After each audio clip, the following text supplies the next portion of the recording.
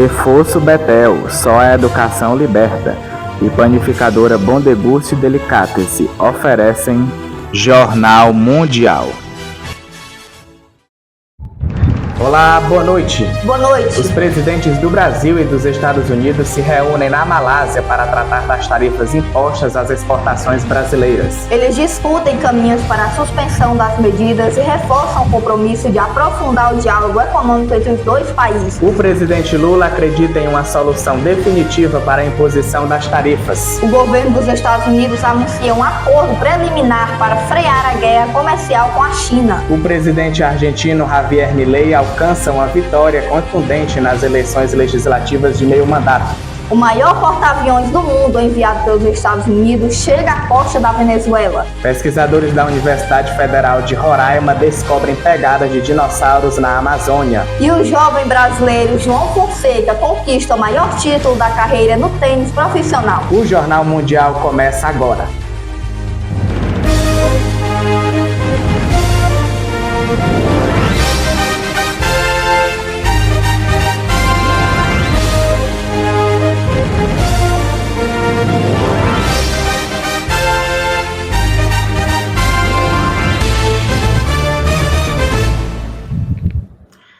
Ontem, o presidente Lula e o presidente Donald Trump se reuniram na Malásia para tratar das tarifas impostas às exportações brasileiras.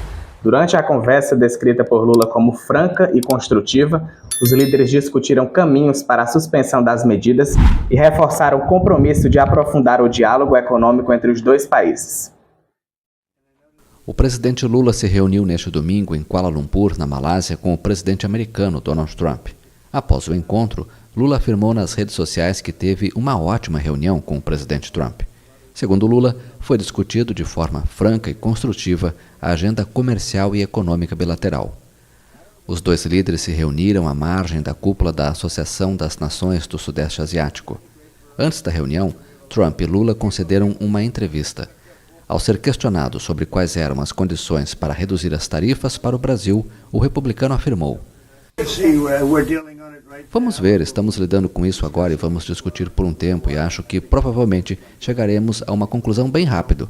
Nós nos conhecemos, sabemos o que cada um quer. Acho que chegaremos a uma conclusão." Trump também respondeu a uma pergunta sobre o ex-presidente Jair Bolsonaro.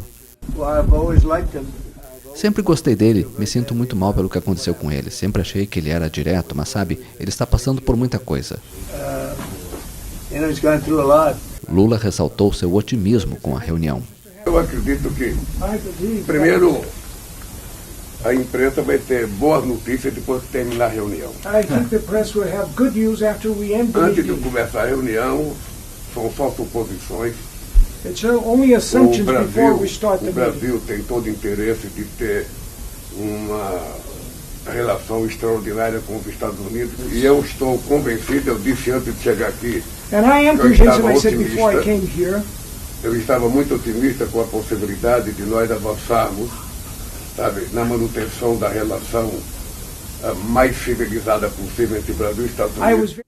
O ministro das Relações Exteriores, Mauro Vieira, disse a jornalistas que Trump e Lula instruíram suas equipes a iniciar, ainda neste domingo, as negociações sobre as tarifas de 50% que os Estados Unidos impuseram às exportações brasileiras. O chanceler indicou ainda que o presidente brasileiro pediu ao seu colega americano que suspendesse a aplicação da Lei Magnitsky contra o ministro do Supremo Tribunal Federal, Alexandre de Moraes, sua esposa e outros brasileiros. O presidente Lula afirmou que em breve Brasil e Estados Unidos alcançarão uma solução definitiva para a disputa comercial após seu encontro com Donald Trump. Uma reunião surpreendentemente boa. Foi assim que o presidente Luiz Inácio Lula da Silva definiu nesta segunda-feira um encontro da véspera com o colega americano Donald Trump.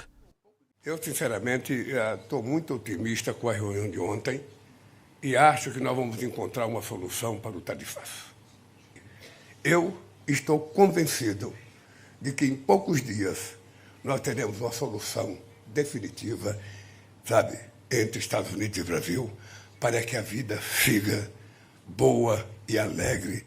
Na pauta da reunião esteve principalmente a imposição de tarifas americanas de 50% sobre os produtos brasileiros, como represália pelo julgamento por golpe de Estado do ex-presidente Jair Bolsonaro, aliado do republicano.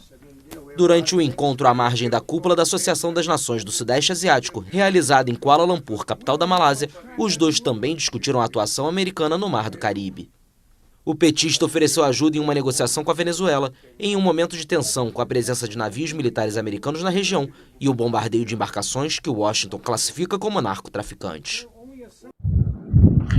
O governo americano anunciou ainda ontem um acordo para frear a guerra comercial com a China. Na próxima quinta-feira, Trump deve se encontrar com o presidente chinês Xi Jinping pela primeira vez desde que voltou ao poder em janeiro. O secretário do Tesouro americano, Scott Bessent, anunciou neste domingo um acordo preliminar com a China para frear a guerra comercial provocada por tarifas aduaneiras. Em entrevista ao programa This Week, da emissora ABC, Bessent afirmou que Washington havia descartado o aumento de 100% nas tarifas sobre produtos chineses, em troca de que Pequim adiasse as restrições às exportações globais de terras raras.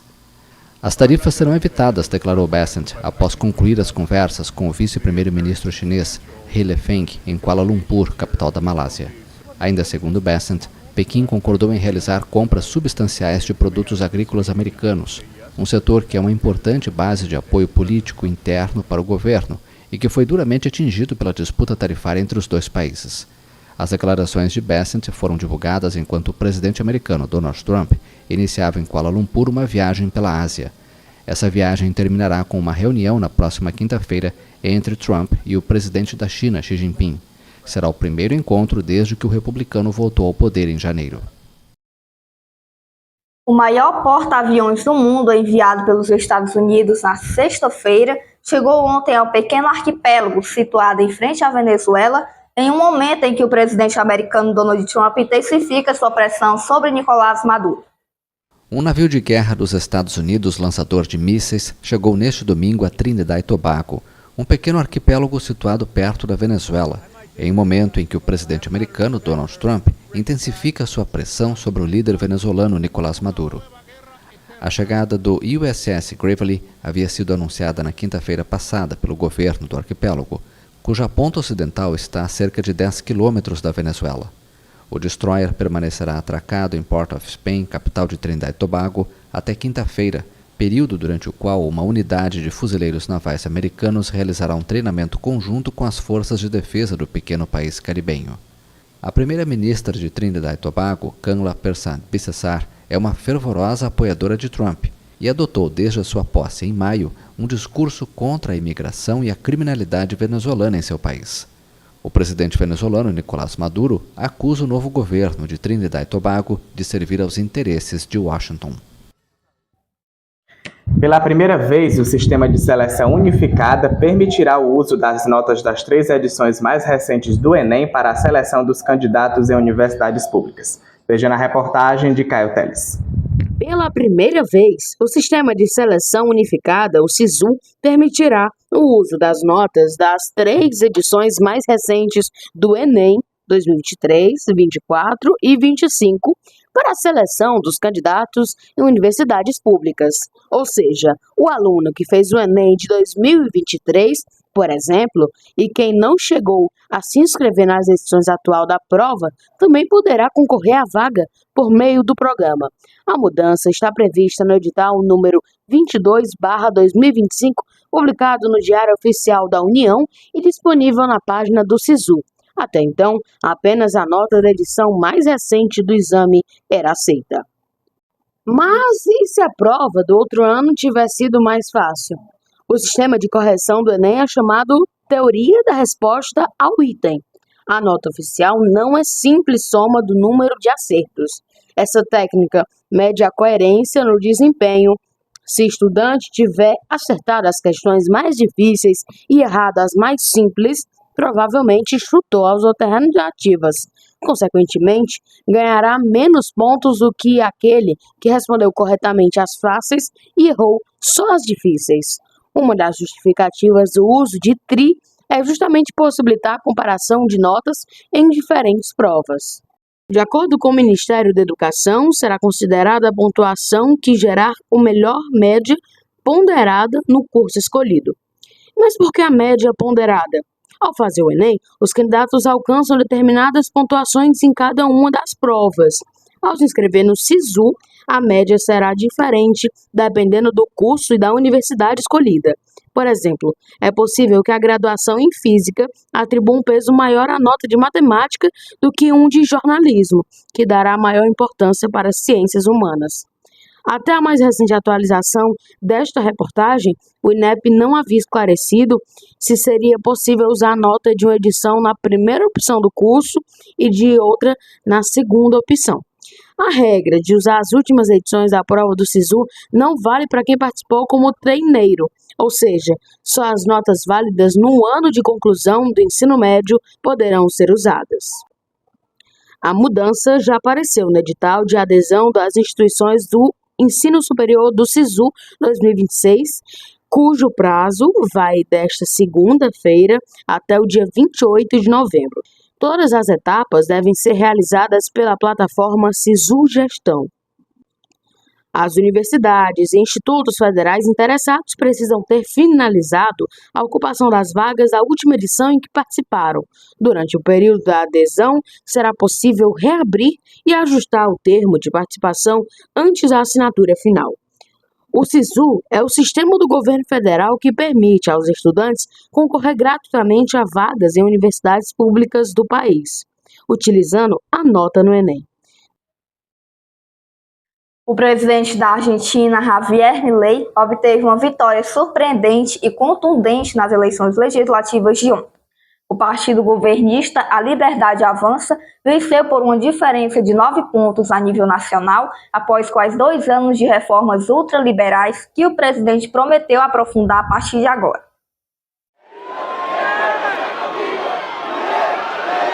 Vitória contundente de Javier Milei na Argentina.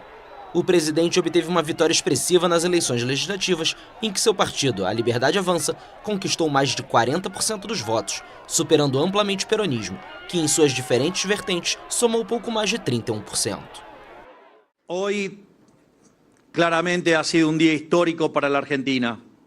Hoje, claramente, foi um dia histórico para a Argentina. O povo argentino decidiu deixar para trás 100 anos de decadência e persistir no caminho da liberdade, do progresso e do crescimento. Hoje ultrapassamos o ponto de inflexão.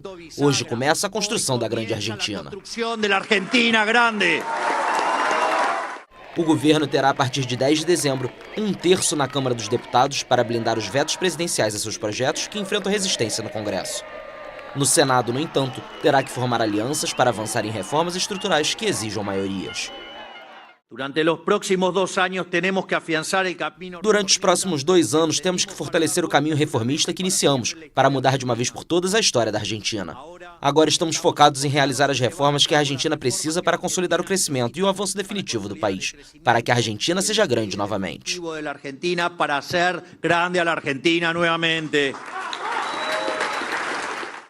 O resultado mais surpreendente foi o da província de Buenos Aires, a mais populosa do país, onde o governo havia perdido por mais de 13 pontos nas legislativas locais de setembro e agora ficou praticamente empatado com o peronismo. A taxa de participação foi de 67,9%, a menor para uma eleição nacional desde o retorno da democracia na Argentina em 1983. Con respecto a la importancia a la misma, es fundamental, es crucial. El Congreso este año se ha manifestado totalmente en contra. Em relação à importância fundamental, crucial, o Congresso este ano se manifestou totalmente contra, de maneira quase golpista, ao projeto de Milei. Tentou quebrar o que é o ponto principal do governo de Milei, que é o equilíbrio fiscal, com um conjunto de medidas buscando romper esse equilíbrio fiscal. E bem, isso lhe dará força e capacidade para enfrentar o que estava acontecendo no Congresso. E bueno, esto le va a dar la fuerza y la capacidad de poder enfrentarse a eso que se estuvo dando en el Congreso. O resultado traz alívio ao governo, que recentemente viu o peso argentino pressionado, o que o levou a pedir um resgate financeiro ao presidente americano Donald Trump. Milei também vivenciou uma crise dentro de seu partido após a saída de um candidato acusado de vínculos com o narcotráfico e escândalos por suposta corrupção que envolveram sua irmã e secretária, Karina Milei. Você vai ver daqui a pouco, pesquisadores da Universidade Federal de Roraima descobrem pegadas de dinossauros na Amazônia. E o jovem brasileiro João Fonseca conquista a final do ATP 500.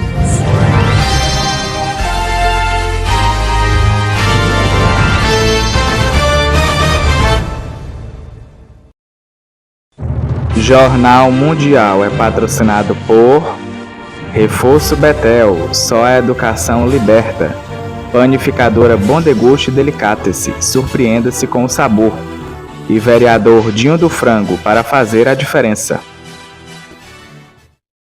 De terça a quinta, as informações da tarde com Caio Teles, no Boa Tarde Mundo, às 13 horas.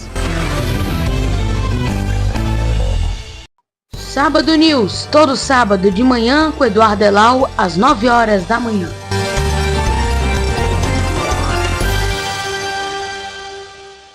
Revista do Domingo, seu noticiário no domingo com Clara Bezerra, às 19 horas.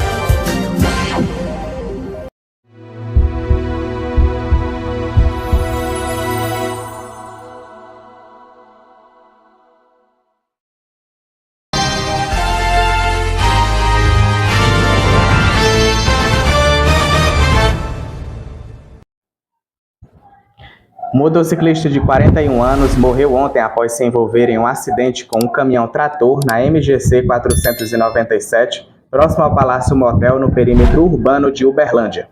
De acordo com a Polícia Militar Rodoviária, quando as equipes chegaram ao local, encontraram a motocicleta e a vítima presa sob o eixo traseiro esquerdo do caminhão.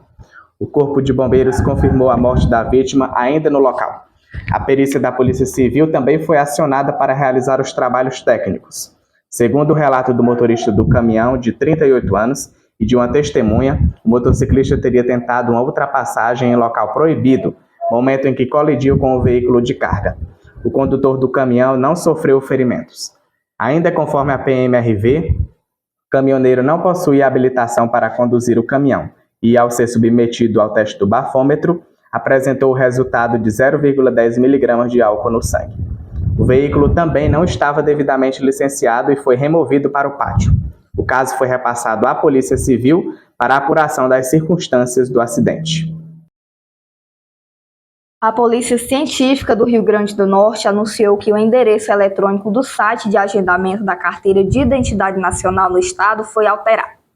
O acesso deve ser feito exclusivamente por meio do novo endereço, agendamento.pci.rn.gov.br. Segundo o órgão, a população encontra no endereço todas as informações referentes à CIN, incluindo orientações sobre documentos necessários, dúvidas frequentes e a opção de agendar atendimento nas centrais do cidadão em todo o estado.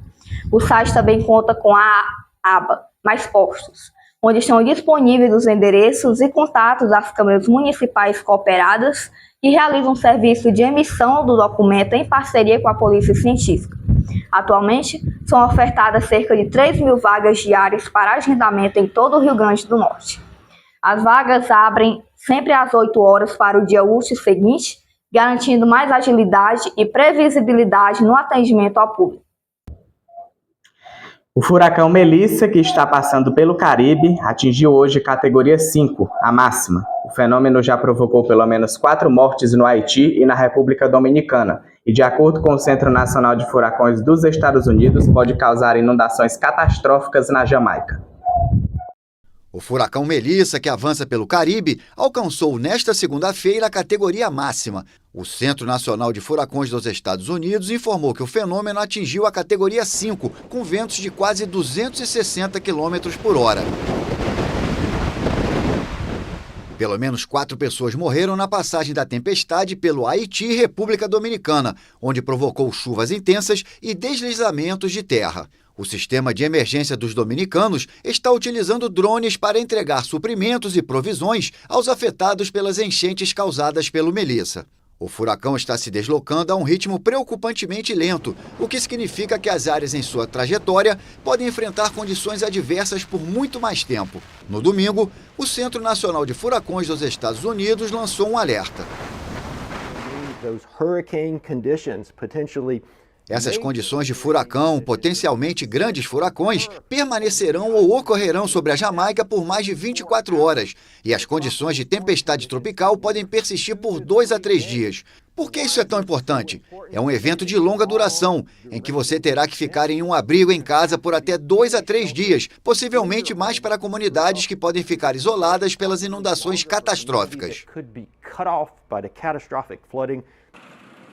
Na cidade de Santiago de Cuba, a população se prepara para a chegada do furacão, na tentativa de reduzir ao máximo os danos. Árvores foram cortadas, prédios reforçados e também há a precaução de comprar mantimentos. Melissa é a 13ª tempestade nomeada da temporada de furacões do Atlântico, que vai do início de junho até o final de novembro.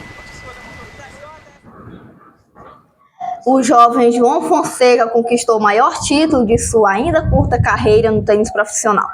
Ontem, o brasileiro de somente 19 anos venceu o ATP 500 da Basileia, na Suíça, ao derrotar o espanhol Alejandro Fokina.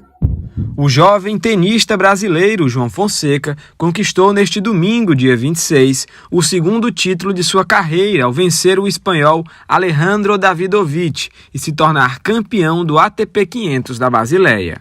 João Fonseca fechou o jogo em 2-0, com parciais de 6-3 e 6-4, em 1 hora e 25 minutos de partida.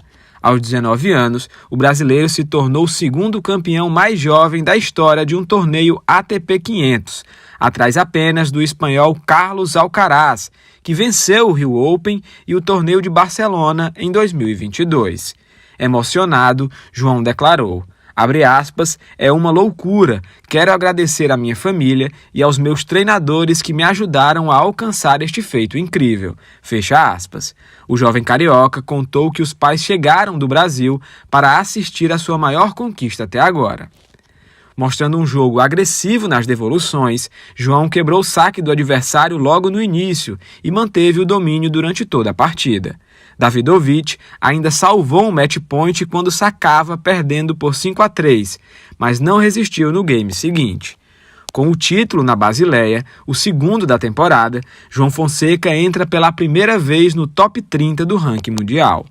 Essa é a maior conquista de um tenista brasileiro desde 2001, quando Gustavo Kirten levou o título do Masters 1000 de Cincinnati, ano em que João nem havia nascido. Pesquisadores da Universidade Federal de Roraima descobriram algo inédito: pegadas de dinossauros na Amazônia que viveram há 110 milhões de anos. A reportagem é de João Pedro Coutinho. Uma descoberta inédita reacende a história da vida na Amazônia. Pesquisadores da Universidade Federal de Roraima anunciaram ter identificado pegadas de dinossauro com mais de 110 milhões de anos no município de Bonfim, no norte do Roraima, o que representa o primeiro registro desse tipo na região amazônica.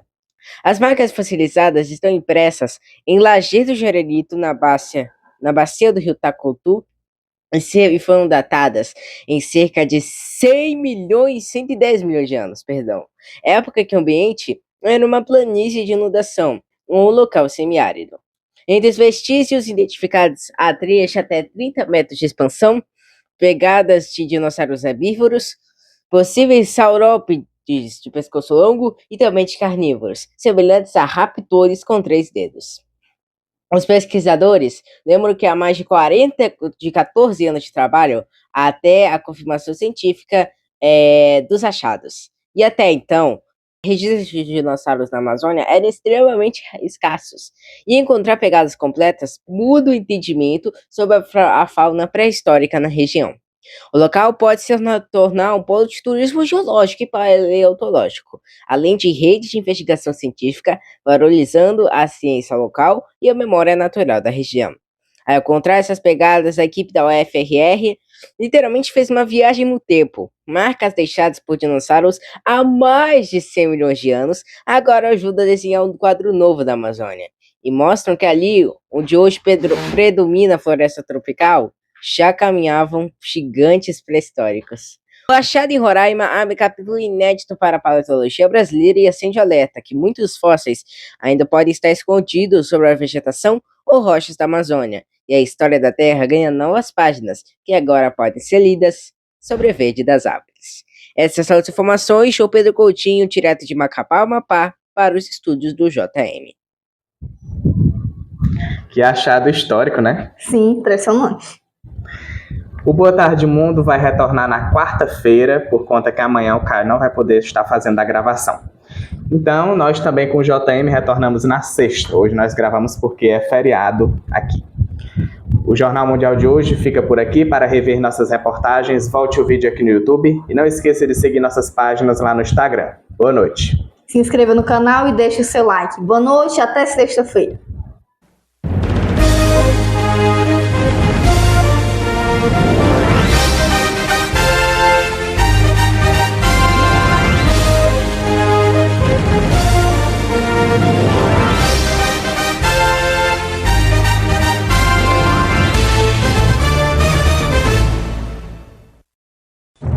Jornal Mundial é patrocinado por Reforço Betel, só a educação liberta. Panificadora Bom Deguste Delicatessen, surpreenda-se com o sabor. E vereador Dinho do Frango, para fazer a diferença.